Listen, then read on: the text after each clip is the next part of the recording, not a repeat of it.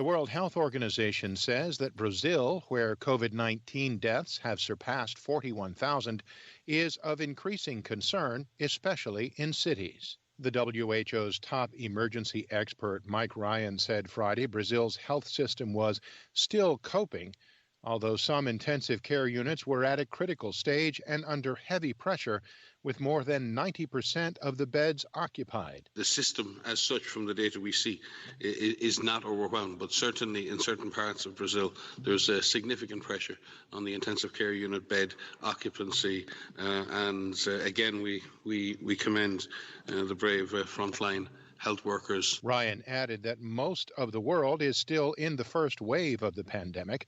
The United States has the most deaths from COVID-19, more than 114,000 since the pandemic began. There's some new research into whether the plasma from coronavirus survivors can prevent infection with the virus.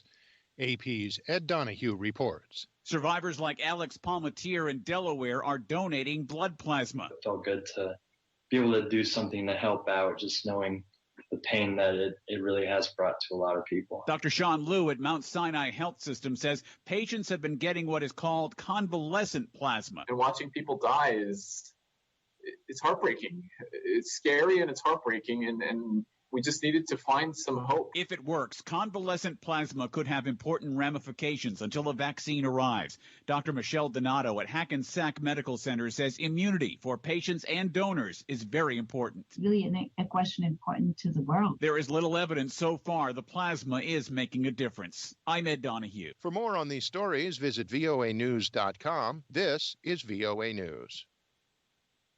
As Americans try to return to some semblance of normal life amid the coronavirus pandemic, health officials have released long-awaited guidance for minimizing everyday risk. AP's Sagar Meghani reports. The tips include using hotel stairs, not elevators, sanitizer at ATMs, bringing your own food and drinks to cookouts. It's the first time the CDC's offered specific advice on such activities, what it calls common sense suggestions. We know the pandemic is not over. Infectious diseases chief Jay Butler, with an AP analysis showing cases rising in nearly half the states that have started reopening. The CDC is still recommending people wear masks, especially if they can't stay 6 feet from others. Notably, it does not address precautions for attending church or dating or sex, or something doctors say they get asked all the time. Is it now safe for kids to visit their grandparents? Sagar Meghani, Washington. New York Governor Andrew Cuomo has signed police reform legislation into law in reaction to the death of George Floyd, an African-American who died in police custody in Minneapolis, Minnesota. Among the laws Cuomo signed is a ban on chokeholds, automatic appointment of a special prosecutor to cases of police killing unarmed civilians, and a law making fake race-based 911 calls a crime. In signing the bills, Cuomo said that police reform in New York State is, in his words, long overdue. Mr. Floyd's murder is just the most recent murder. This is not just about Mr. Floyd's murder.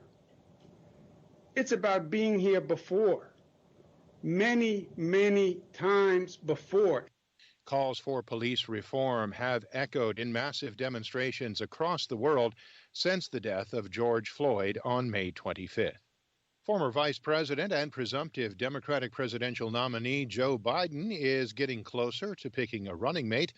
AP's Mike Gracia has details. Democrats with knowledge of the process tell the Associated Press presumptive Democratic presidential nominee Joe Biden's search for a running mate is entering a second round of vetting. After initial interviews, Biden's search committee has narrowed the field to as few as 6 serious contenders. But according to those with knowledge, additional candidates could still be added. Among those still in contention are Senator Kamala Harris of California, Senator Elizabeth Warren of Massachusetts, and former Obama National Security Advisor Susan Rice. Biden has said he will pick a woman as his running mate. Mike Gracia, Washington. For more, visit our website, VOA News.